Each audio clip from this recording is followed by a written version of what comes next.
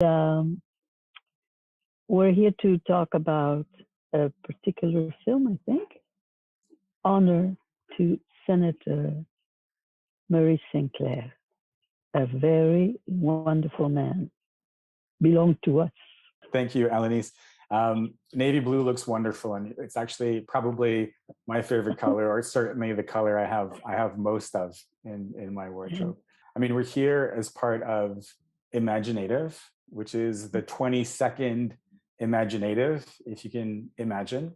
Almost half the time that you've been working at the film board, imagineNATIVE has been going on. I mean, that's a pretty extraordinary thing for me to piece together, actually, now that I say it out loud. But you've been at the film board for 54 years, you said, Yeah. and so many films within that time, over 50 films. And I know, we're talking about Honor to Senator Murray Sinclair, your latest film, which is playing here at the festival. But I also know you have other films in development. So your story is very much still going on. And we'll talk about that, of course. But let's focus in on Honor to Senator Murray Sinclair. Yeah. Which had its world premiere recently at TIFF as part of the Celebrating Alanis Obamzawin retrospective that I had the total privilege and honor of curating. We had a wonderful chat then that was focusing on your body of work.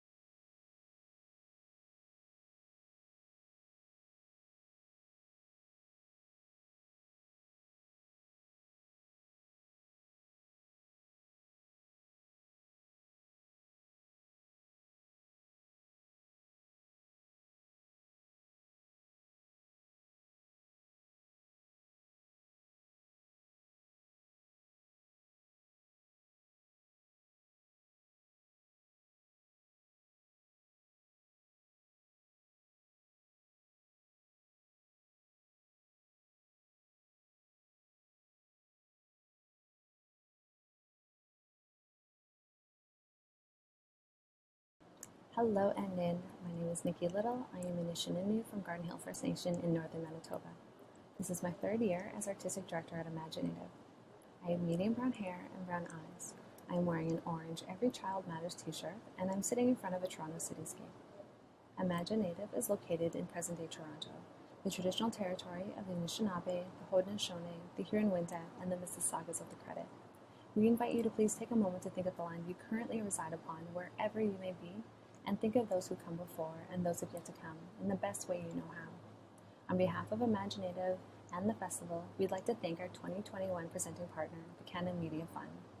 Thank you for joining us today for In Conversation, Alanis Obamsawin and Jason Ryle, where frontrunner Abenaki filmmaker Alanis discusses the recent film Honor to Senator Murray Sinclair, with longtime collaborator and friend, former executive director of imagineNATIVE, Jason Ryle. This compelling and intimate conversation touches upon the history of residential schools in Canada, the powerful work of Senator Sinclair, and the actions of deep listening, compassion, and empathy. If anything does come up for you that may be triggering, please do not hesitate to contact our elders through the help widget on the website. Our staff will connect you. I'd also like to thank the Canadian Media Producers Association for supporting this very truth-telling discussion. I encourage you to watch the accompanying short film program called Above, available at watch.imagineNATIVE.org. I also want to say thank you to Alanis and to Jason for your continued support of Indigenous filmmakers and storytellers. Finally, for the full festival schedule, please check out the festival website at imagineNATIVE.org, and each day, starting at 1 p.m., we'll be hosting a daily Director's Talk, a live Q&A on our Watch platform. Be sure to check it out. You can ask some questions and potentially win a prize. Over to you, Jason.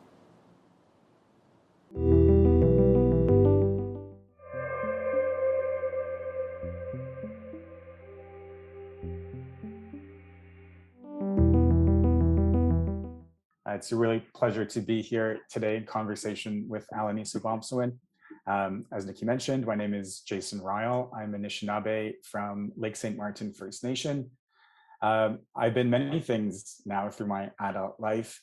Most recently, I was the former executive director of imagineNATIVE, and recently a producer of documentary and narrative projects that will be coming out in the next few years.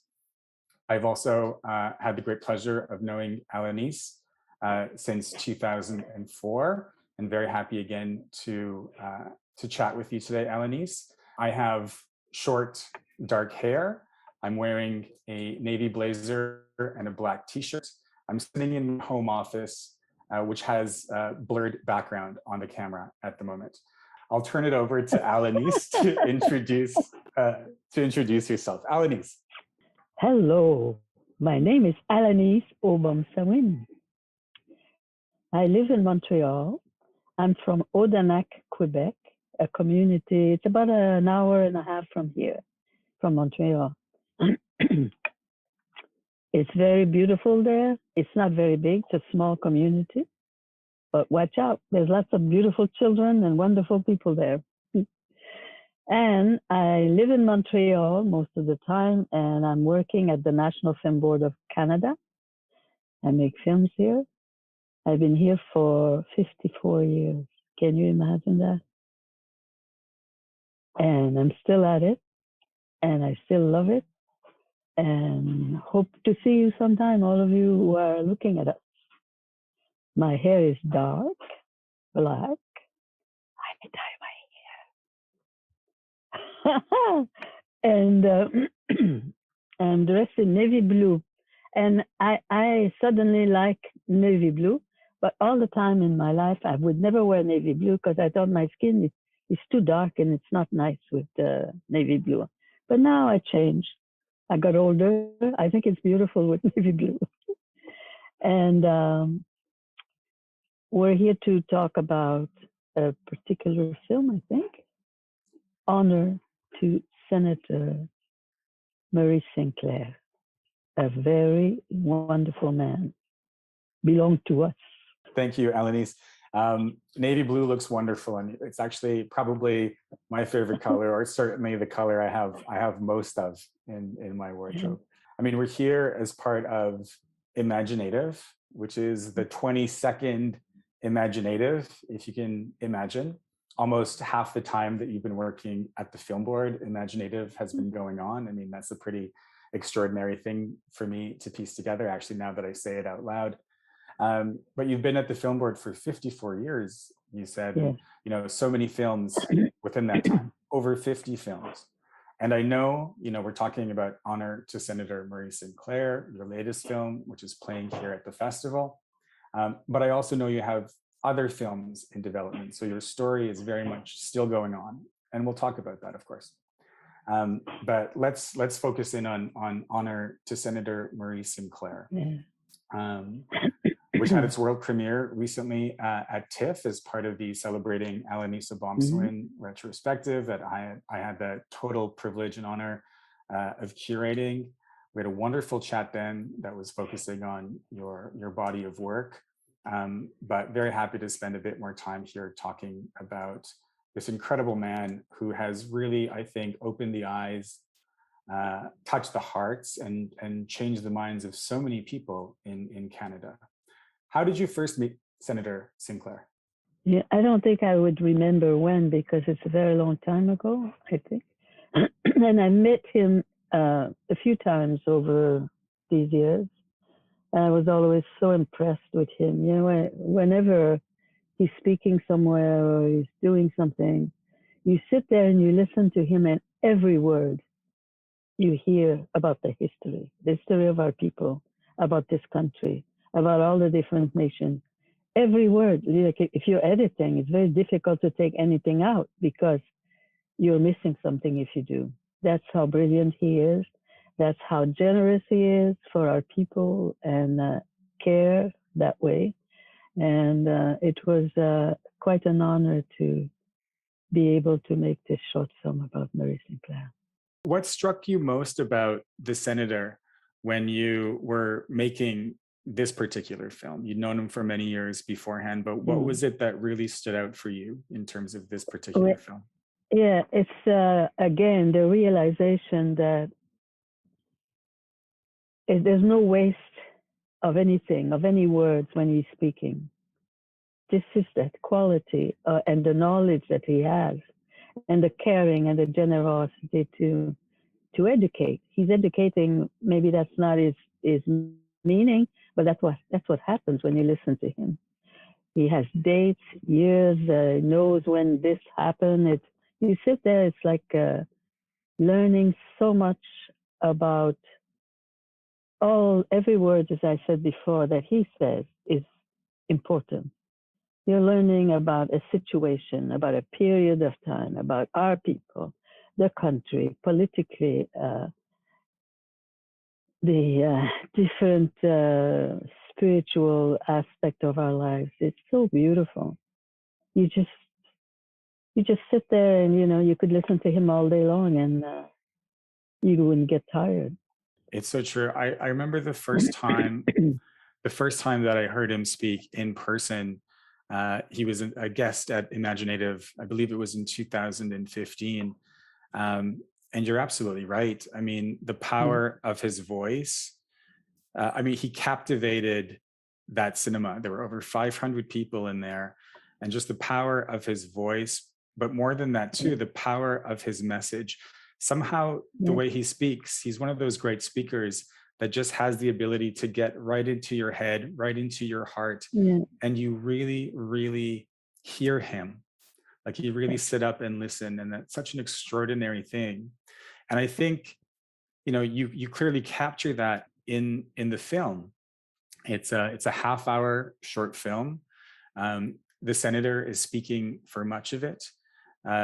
You intersperse some testimonies from former students of residential schools within there. And I know your process of filmmaking, Alanis, because we've talked about it many times before, but in this particular case, again, I want this idea of listening. If you can just share again, for those maybe who haven't heard, your process of beginning a film and the power of someone's voice. As I always say, in all the master classes and all the young people I speak with, or that want me as their mentor, the root of the strength of a documentary is, don't forget, when you're working on a document, you're documenting someone else's life or story. It's not yours. So the most important thing is for you to hear, for you to listen. You don't go to somebody and think you know what the story is before you hear it. Or to think, oh, I would like to make a film this way and this said, and that's not documentary. What you must do is to hear the person. And the best gift you can give to anyone who's going to be in a documentary that you're doing is listening. And if you're really listening, then you really learn about what that story is from the person who's involved in it or who is had that kind of experience or who wants to do something, no matter what the story is. If you don't listen, you missed something because it means that you're going to save a space and say something that you think this is the story. It's not strong enough. It's not good enough. What you have to do is really listen until you feel you understood what that story is going to be. And a lot of people don't like to do that because the way I work, I only do sound to begin with. So they feel they're missing something, that they're not filming what it's, you shouldn't worry about that, because as long as you use professional tools to work with, meaning when you go to interview somebody, that you have a real professional equipment with high quality. And as you have interviewed somebody, it's all on tape. You can get it transcribed, you can read it on paper, and until you feel, oh, now I get it, I know what the story is. But if you don't feel that, go back to the person, interview again, and at the same time, you're preparing a very good relationship with the people that you're going to be working with, so that they're at ease. You don't arrive with the crew and they're wondering, is my hair okay, or is my floor clean? You know, all those things that it intimidates people. And so then you prepare them also at the same time, so that when you come with 3-4 people to actually do the filming and more sound, you can always go back to your first sound, first take. Why? Because very often, because you're alone with the person, they feel they're not scared, they're not worried. And they often say things that many people tell me, first time I told anybody this story. And there's a lot of emotion in the voice, which means the sound of the voice has all kinds of emotion that is so precious. It's sacred. So then by the time you are filming, and you want to come back to this, if you're talking about the same subject, you can always go back to the first sound of the voice with other image, depending on what the person is talking. But this beautiful feeling that you have received at the beginning is not lost. And you're not going to go to somebody and say, oh, could you cry like you did the other day? You don't do that. That's an insult. Don't be afraid. And just hear. And then you go back to that. If there's something very precious there at the first time when you meet, and you have other images, and so you don't lose anything. Not only that, but you gain emotion. You gain the person who is not afraid and is at ease and can say things that maybe couldn't say it on camera or in front of other people. So all those things are diamonds. You know, they're just so important. And this is why I work like that.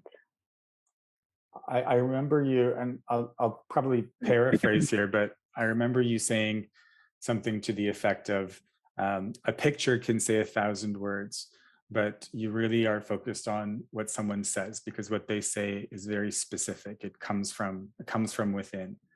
Yeah. So I'm reminded of that when you're just describing that process. Now, Honor to Senator Murray Sinclair, most of it was filmed a number of years ago now, I believe in 2016. 16, yes. 16. And so what was the occasion again of that? Because he received the prize, and it was done through McGill College in Montreal.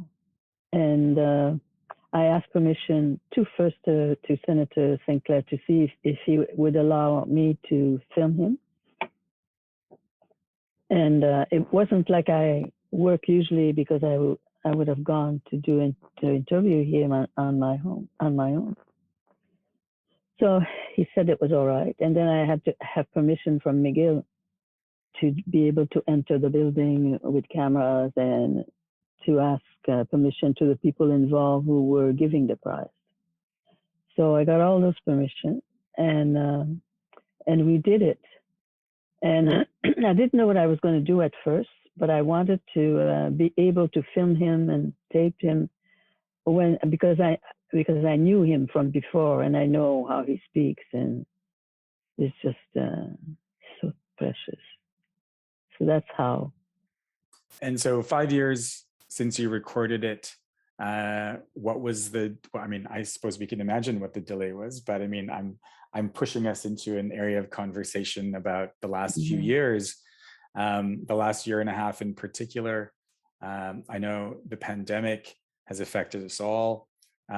It's been an unusual, if that's the right word, year and a half for you, because I know that you're someone who's used to being on the road many times in a month. Yeah. Certainly many, many times over a number of years. But throughout the pandemic, you've been home mostly in Montreal. And that's been a very interesting time for you, I know. So can we speak about that perhaps, and how that time has given you the opportunity to revisit some of these works? Yeah. First of all, when I saw that we were going to be working at home all the time, I thought, oh, it's going to be boring. And especially that the film board has moved downtown Montreal, and I love my office because there's nice light, it's lovely. So I wasn't looking forward to that. And it went on for such a long time. And then I decided to go through my archives at home, a lot of stuff that I have. And I tell you, I turn on all the passion in my life without realizing. One day I was listening to some tapes. I cried all day. 12 o'clock in the night, I was just still sobbing. I just couldn't believe. You see, it's to show you how precious these sounds are. And I was listening to, I had forgotten that I'd done so many interviews with some people. I totally forgot. And they're top quality, and the sound is perfect. And so this is why I've been working on 8 films at the same time, all short ones, but it's so incredible. And just listening, I'm thinking of somebody that I interviewed that we're finishing a film now in 1987. It's quite a while away. And just listening to him was just such a gift. We're finishing a film now with him. And some tapes from other communities that I was at that was very difficult at that time. And that really made me cry, just hearing the people at a funeral in a cemetery. Oh, it was unbelievable. And the old people start singing their feeling, and it feels like when you listen to it, it's like the sound comes from so far, and it's a song but they're crying, and I cannot tell you this. When I listen to this, I just I could not stop crying. Thank God that part is in the film I made in Mother of Many Children. Because when I did Mother of Many Children was in 1975. They said it was a woman's year. And there was a group of women who met with me and said, oh, they were all working in different government departments. and asked if I would make a film on women. And, we discussed it. And in those days, the film board, I was at the film board, never gave me anything until I found money. If I would have to go and get money, and they would match what I get. I don't know if you know what that means. It's very difficult. And they had all told me, there was 5 women, they said, don't worry, our department's going to have money for the Women's Year. I'm going to make sure that a certain amount is there for the film. So I felt great. When the time came, there was zero money. They said, oh, all the money is gone. Oh, I'm so sorry. It's all gone. I remember going home and saying, to hell with this. I'm not making this film. It's going to be hell on earth. I want to go to so many places in the country. I'm going to have to raise money each time. And I went to bed. I was relieved. The next morning, I get up, I'm putting my war paint on, and I'm looking at myself. I was disgusted. I said, how dare you do that? Get up, go back to other, because you could only get money from government agencies. You've got to make this film. You have to make it. And I took a bus. I didn't have a car in those days. I took a bus to Ottawa, and I was like a beggar going to all the different agencies. They had to be government agencies. It was hell. But I got some money. I got the film board to match that. And then again, go get more money. Film board. It was awful. I don't have to do that today, but that's how when I started, it was like that. But all those films are precious. It's just a time, it's history, it's all those beautiful people had so much to say, and it was hard in those days. Where we're going now has nothing to do with that. It's an amazing time to consider. I mean, Mother of Many Children was your first feature-length documentary. Amazing piece of work. And I know, I mean, in thinking about your personal archive, I mean, I've been to your home many times, and it's truly an extraordinary place, Alanis. I mean, it's filled with so much. And I know you have your etchings, your prints there, and these archives. When we were talking over the pandemic, I remember you being very excited to go into your archive and listen to tapes and see slides and find footage that you haven't seen in a very long time. What a tremendous gift that is. I mean, I imagine for you as the filmmaker and the artist behind it all. But as from my end of things, I mean, it's a gift to us all. I'm very excited to see what comes of that. And I'm curious about, the footage for Murray Sinclair, for honor to Senator Murray Sinclair in particular. And just from a filmmaker's point of view, and maybe this isn't, maybe this is a moot question in some ways, but do you think the film would have been different if you made it in 2016 as opposed to finishing it now in 2021? That's a good question. I don't know if it would have been different, because from where he speaks, this is the guide that I have to get the image for.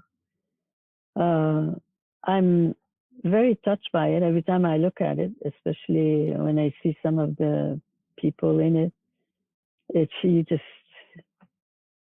I just get very sad inside, knowing and seeing what these people have gone through in those residential schools. And it's very important that we hear these stories, not just for the people themselves who are telling it, but for all of us to know what that was like, and to recognize it and to understand it. And I think it's a way for a lot of the people to get some kind of healing by telling the story and feeling not underground, because you have gone through that. Because for a long time, many people would hide it. They would not admit that they've gone to a residential school, knowing all the ugly stuff. But now I think through reconciliation, people are less afraid, and it's the contrary. So many people love them and want to hear what they went through and want to make sure nothing like that ever happens again, for sure. And I think from the power to be able to tell the story, that is all very difficult to tell and to hear also, and that those people don't feel they are less. It's the contrary. So much love. Everybody who sees this little film, they want to hug the people that are inside that are talking. Whereas before, people who went through that were ashamed, and you don't go around, hey, you know what? There's a priest that raped me. Isn't that great? So what are you when something like that happens? And out of many of the rapes, some children were born, and some of those children have disappeared. So these stories are very difficult to admit and to tell. But when I just want to say to everybody, for those who are hearing, they don't develop hate or disgust or whatever to the person that's gone through that. It's quite the contrary. And now more and more, the people who have gone through this horrifying story are less afraid to talk about it. They realize that it's quite the contrary, that people who are listening just want to be able to do something to help them out. And the generations to come, people have suffered, even if they didn't go to those schools. If they have relatives that has gone, whether it's their parents or their grandparents, it's something that they have gone through themselves also because of it. It's many generations that have been attacked because of that. This film is so powerful in many ways, and precisely for what you were just talking about, Alanis, about sharing the truth of what happened, truth that was so long overlooked. And I hear many times people say, you know, we're still very much in the truth part of truth and reconciliation may come down the line. And you know, I can't help but think of the horrific news earlier this year about the discovery of the hundreds, 1,000+ graves of Indigenous children who were in these schools. And you know, we've been around the block, we've been around the world, we've shown Indigenous films, your films, to audiences across Canada and around the world. And you know, from my experience, it was really interesting to hear a lot of my colleagues, a lot of friends outside of Canada, how that news, which was international news, really was one of the kind of missing pieces, I think. They hear the stories, they see the stories, but oftentimes I think there was that human element that was missing from a lot of non-Indigenous audiences to this work. And I'm interested to hear your perspective again about the last several months. And really how that complex, or how you know, the complexion on this particular short film. Yeah. What you hear, you see, in the early 60s, excuse me, I was traveling a lot through singing before making films. I went to a lot of reservations. I went to a lot of residential schools. And those stories were told to me then, not on tape because I wasn't making films, but people would say, you know, there's a false graveyard here and a lot of children being buried there. You don't even have a stone. You don't know their names. You know nothing. And we talked about it then. But in those days, the difference between 1960 and now, where we are, is very different. Because in 1960, when we tell these stories, people say, these Indians, they're always complaining. They're always wanting money. That's the kind of reaction you had. Where now, the Canadians are really listening and want to know these stories. And they care. And this is why I say, aren't I lucky? I'm 89 years old and I lived all this time and I can see the difference in everything concerning our people. For instance, again, in the 60s, I did a long tour in the 3 prairie provinces at one time, and there was a family with me. There was 11 of us by bus. We did 64 concerts in 1 month, like we were overbooked in schools. And I learned because I was doing these things, there was all kinds of reaction, and even coming back to the East, hearing things, and people were saying to me, did you know that 68% of the prisoners in all the jails in Canada are Indigenous people? In those days, they used to say Native people. And me, I said, really? And I said, well, that means my relations are in jail. I'm going to go visit them. So I organized myself, and eventually it took time, but I did a tour in many prisons in Canada.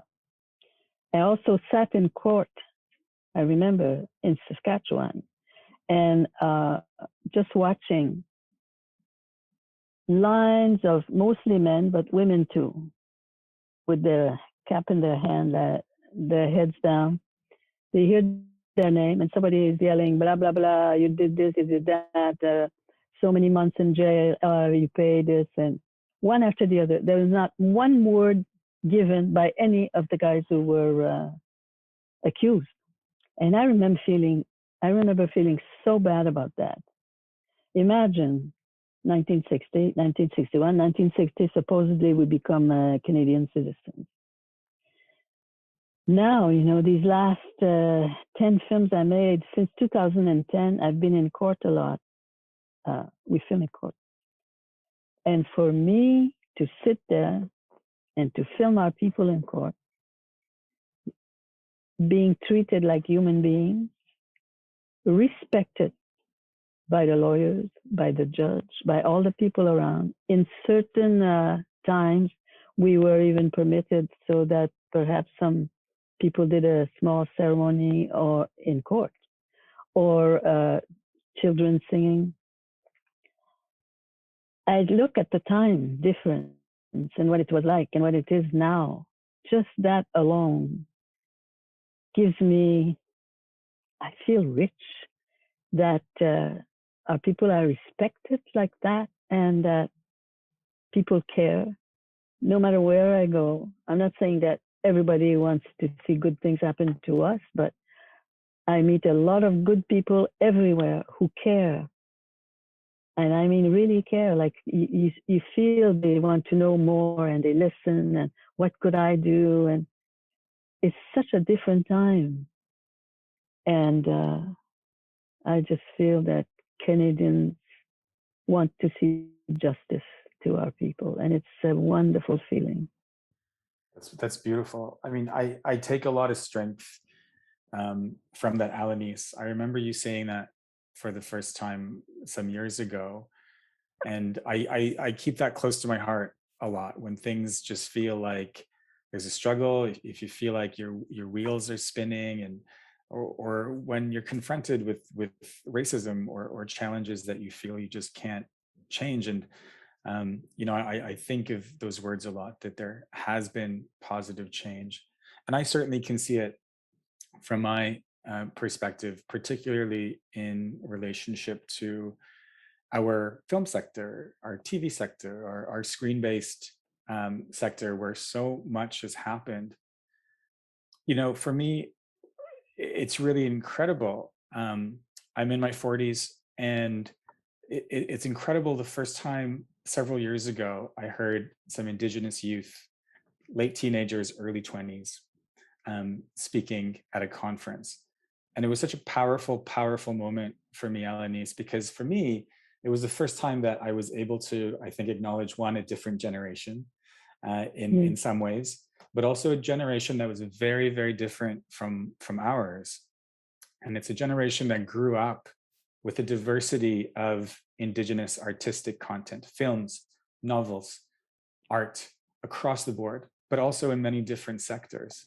And that was a really, really powerful moment for me. And I think of someone like you and your work for decades now, for generations, telling the truth. And children and youth have played such a central part in your work. You know, we played your very first film, Christmas at Moose Factory, and your most recent film. So, I mean, I'd love to hear you speak about that future. You know, we're recording this at the end of September, when the Indigenous Screen Office just announced their first wide slate of funding programs. How tremendous. And so like, I just want to hear your thoughts. Take that idea and expand it further. Like what do you see down the road? What I see is that everything is possible. Doesn't matter any of you, what it is, look in your heart. You have a gift someplace. Often you don't even know, maybe because you have parents or friends say, oh, you can't do this. Don't go there. Don't speak like that. And it's always don't. Erase that. It's the contrary. You can, no matter what it is. You think it looks impossible, it's possible. Just be honest. And if you want to do something that has to do with justice or something good, something you feel you want to do and you could do, just go there in your heart and nobody's going to stop you. I really believe that because the doors are open. If ever there was a possibility to realize something that looks no way you could do it, it's the contrary. It is now. You are welcome everywhere. All these institutions, there is a place for Indigenous people, whether you're First Nation, Inuit, or Métis. I know how we used to be punished or laughed at if we spoke our language. Today, they say, oh my God, you don't speak your language, meaning you're stupid, you don't know your language. We weren't even allowed. Now there is encouragement everywhere at the university level, CEGEP here in Quebec, in the communities. They spend so many hours a week teaching the language and the history. Then the rest can come after you know who you are, and it's okay to be who you are. And you can speak the beautiful language and understand our people, why they did what they did at that time. It's sometimes people are judging and saying, oh, this is awful what they decided. Yeah, but what would you have done if you had been there at that time? Before judging, start looking at yourself in the mirror. How would you have reacted? When every day you're made to feel you're inferior, you're smaller, you're ugly, your skin is dirty, all that. You start looking in the mirror and start believing it. So if you believe you're nothing, you're inferior, how do you behave? Whereas if you're allowed to be who you are and feel good about who you are, and there's no reason why you shouldn't, because you have to start looking at all the good things our people did. Even if it didn't look right to you, just see how did they survive in their own country where it was so difficult and intolerant. And so I only have good things to say, that there are good people everywhere, doesn't matter where. Instead of thinking of the bad, if somebody does something bad to you, just throw it out. Look around, because there's somebody else at the same level who's good that you have to talk to. I really believe that, and I'm right, because I've been through that many times. I think that's such a, again, another thing that I'll hold really close to my heart. That's very true. It can be hard sometimes to really do that, but it's a great reminder that there is beauty all around us. Alanis, I know you've traveled around the world. I don't know how many times, many times. And we've been together in I don't know, Kathmandu, in Australia, in all these incredible places. What do you say? Do you find there's a difference in audience reaction to your work outside of Canada versus in Canada? Has that changed over time, if there is? Well, the reaction are perhaps more unbelievable in other countries when they see some of the films I made, and they just can't believe that this could have happened in Canada. I mean, especially when you talk about the 1990s and the 1980s with the communities with fishing rights and land rights and crisis, because Canada is not known that way. But when they see something like that and how they treated our people, that's not a very good human rights reference. But I see now, I could even tell you stories where when I made those films in Kanesatake, like I was put down like you wouldn't believe. People, and I mean journalists and people who really put down the film and said all kinds of things about me, those same people talk very differently about those films and about me now. The same people that I was persecuted by, are very nice to me now. So it just goes to show you. And you know who made me learn the most important thing in my life? It's really Nelson Mandela. In his book, the one that he wrote himself, he writes someplace that, 30 years in jail, and he was a brilliant man. He was a lawyer also. And he describes, perhaps I don't say it exactly like that, but that's the meaning of it, that every time he got beaten or thrown in the hole and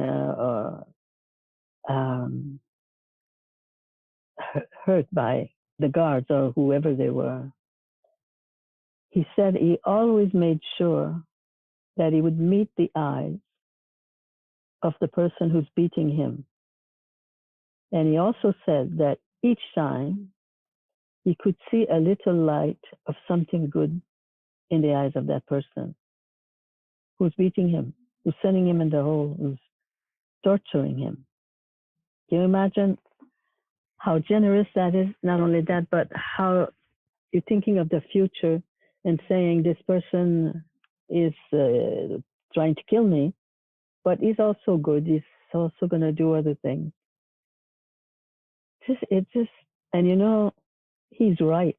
Like some people sometimes are very nasty to you, but you see the same people are doing something very good to others.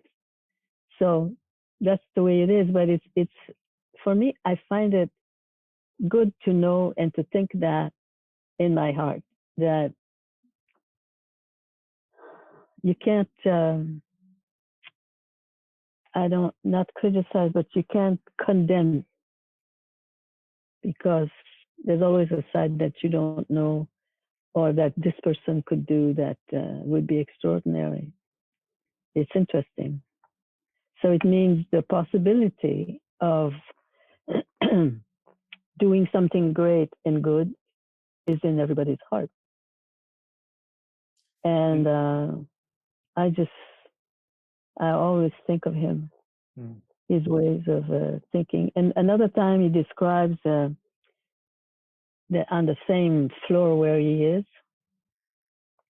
he could hear some young people being tortured in another room, screaming and crying and not being able to endure what he's going through, what this person's going through. And he describes, he used to yell at them certain words, certain things, to give them strength to be able to go through this and survive it and live. Can you imagine like how profound that is? That's how much he loved these people and his country. I think there's a lot to be learned to think of those moments. Really believing that there's something good in everyone, that everyone has some good to do. I'm thinking, when I heard you say that this time, I thought of your audiences and how your audiences in Canada, for example, probably have really changed quite considerably over the span of your career to date. Yeah. Do you think about your audiences a lot when you make your work? Like, do you actively think of your audiences and that good within them in terms of the subject matter of your films, or what you hope they take away when they watch your work? Yes. First, I think of the persons that are in the film. It's them. I'm not going to change their story to get the audience to feel better. I would never do that. But this is another side of the work that you're doing and why you're doing it. And I'm not trying to please the audience. I want to, if anybody is going to be pleased, it's the person who's talking. I want to give comfort. I want to give hope. I want to show the good part of each individual that I speak with, and remind them of their life and the good part. So the audience for me have to face that. They have to hear it like it is. And these are some of the reasons why I go all over the world to speak after people watch a film, because they often want to hear more or want to talk to me because I'm the one that made it. And that is very important and very valuable, because people talk, they stand up and they say how they feel after watching a film, and want to question me for many reasons why I did such a subject. Often they're not easy subject.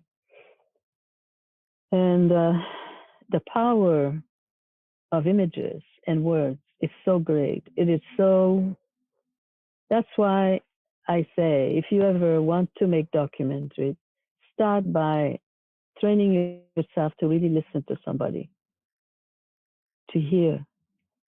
To hear is to see, really. It reminds me, when I was a young girl in Odanak, we didn't have electricity. We didn't have running water. We had an earth road. Don't anybody change my word. I said earth road, not a dirt road. The earth is our mother. She's not dirty. She gives us food, gives us a lot of beautiful things. I can't stand it when I say, oh no, you mean dirt road. No, I mean earth road. And the men at home, like especially when fall was coming, they would all disappear, go into the bush. They were guides for fishing and hunting in one particular area where the Abenakis went. And in the wintertime, I specifically think of winter because there was no electricity. So after a certain hour, it's oil lamps that we had. Sit around perhaps the kitchen or another room, and a man would tell some stories, and often they were the guides who had experiences in the bush with the people they were guiding and animals that were around or fish. And they were fascinating stories. And because of the custom and tradition of our people having automatically connection with the animal world in a way that each animal had its own history. Each animal had its own song. And if you went to kill an animal, you had to sing that, and you had to explain why you're killing this animal. And there's a whole culture that is just so beautiful and so respectful to everything that lives. So there were lots of stories about animals that we knew, like black bears, for instance, lots of them, and moose and squirrels, porcupine, is that how you say it? Yeah, yeah. Oh, and fox, they were so smart. They'd come and steal your food, and the stories. And we used to, maybe you have 4 or 5 kids listening to this, and we're listening to every word, but there's no image. So each one of us separately made our own image. So let's say you talk about films. You got 4 kids listening to one voice. You have 4 films right there, because each one of them makes images that differ from the other. And this is where I think it comes from, that I love to hear people talk without the camera, because it's your own imagination that makes the image. I love that. Yeah. Oh, like hearing somebody say, "Hey, you know what? That bear really embarrassed me." It was like a individual, another person, and they're all animals, and their character and what they do and what they say, and it's just beautiful. For me, hearing that as a child helped me for now. And it's amazing that there's, I mean, you could draw a straight line from then to the films that you're telling now. And, I know, Alanis, you have 8 films in development. I'm sure you're going to do many, many more. And so, with you, I mean, your legacy to date has such an important impact on, Canadian and international documentary, the international film community, certainly on Indigenous cinema. But I always hesitate somewhat to talk with you about your legacy and the impact of your legacy, because your legacy is still unfolding. You still have more films coming down. You're still contributing to your catalog of work and the stories you're sharing with us. So I guess I'll ask it in a different way. How have your works to date affect your decisions for the films that you want to tell? Like, how aware or how present are your past films in your decision making about your upcoming films? Well, once again, depending what's happening in an individual life or something that is public, or communities having a crisis, or whether it has to do surviving one way or another. I'm listening again every day what's happening, and but more and more there are young people all across this country who love to do videos. And what I'm most impressed with, there's an awful lot of young people that takes a lot of responsibility, and I love to watch what they do. It's so encouraging. Like, I fear if I die this week, I won't worry as much as if I would have 20 years ago. There's a lot of people. Our people are in good hands.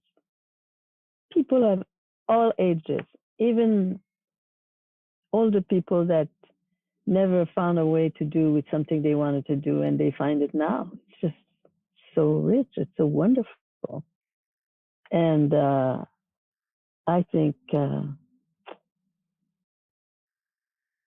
quality of life, we still have a lot of problems. I'm not saying that there's a lot of work to be done, but just look at health services, for instance. There's still some problem, but there's a lot of changes that's happening there. People with special needs, a lot of changes happening there. They're getting help they never had before, and it's growing better and better. And I was just hearing yesterday that a lot of money is being given for women that have disappeared, women that, all that story. Plus now all these graveyards that they find with children, and it's going to be like that in every residential school. There's money being given for research, for really repairing, if that is possible. But at least there's a caring and a chance of money-wise to make some changes in whatever went wrong or is still going wrong. So all those are new possibilities. Our people are working in every place you can think of. There's Indigenous working there, and it's making a difference all over. It's more than hope. It's much more profound than that. So thank God, like this young generation that's coming up, they will never have to see what we have seen or feel those terrible ways in life, So it's fantastic. That's really profound, Alanis. I mean, it's much more profound than hope, because things are unfolding. And we'll wrap up the conversation soon, but that makes me think it's much more profound than hope. Again, it makes me think of Senator Murray Sinclair again, and the calls to action for the Truth and Reconciliation Commission. And to end the conversation, I'd love for you just to reflect on the calls to action and the Senator's calls to all Canadians and others around the world to take action to make things better in the future. Yeah, everybody can. And he says it very clearly in the document. Look into yourself. Look at what you can do. Sometimes perhaps it's just influencing someone at work, or doesn't matter, or in whatever politics that's going on. What you can do to make life better for Indigenous people. And many people talk to me like that. So I say, when you're walking on the street, you see a lot of our people on the street. Here in Montreal, there are. And instead of crossing the street because you don't want to watch somebody that's drunk or that is misbehaving, or maybe is asking for money, I repeat what Nelson Mandela says: just look in those eyes. Maybe just the way you look at that person's going to feel better about himself or herself. And someday that person most probably will get up from there and do something great. Don't think just because you see somebody in misery that they were born there and they're going to die there. That's not true. So I think in the manner, like when you say the 94 calls to action, life is sacred for all. If you respect life, you respect your life, respect someone else's life. You say, I look in your eyes, I respect you. You are living. You have a life. Life is beautiful. It's sacred. And I want to say hello because you're living. Just that alone makes a difference, that you don't look down on somebody, but the contrary. So there's a lot of little things. Sometimes it's at work. People are treated less because they're Indigenous, or made to feel they're not fit to do a certain job. Instead, encourage them, help them if you feel that you can be helpful. It's all those things. It's very simple. You go to bed at night and somebody smiled and felt so good. You had a conversation and you feel good yourself falling asleep because you gave pleasure to somebody. In so many ways, at the opening or at the screening at your retrospective earlier at TIFF, I talk and I wrote about how, your work is always filled with love, and then so much dignity. And you talked about really wanting people to recognize and see the dignity that are in our people over time and over generations. And every time we chat, Alanis, I feel nothing but love. And it's always such a gift to chat with you. So on behalf of everyone at imagineNATIVE, thank you for your time today. And also thank you for sharing honor to Senator Murray Sinclair, your latest film. And I'm sure there's going to be 50 more down the road. I certainly want to see them all. So thank you again from the bottom of my heart. And I can't wait to see you again sometime soon. Thank you. Everyone have a special day today.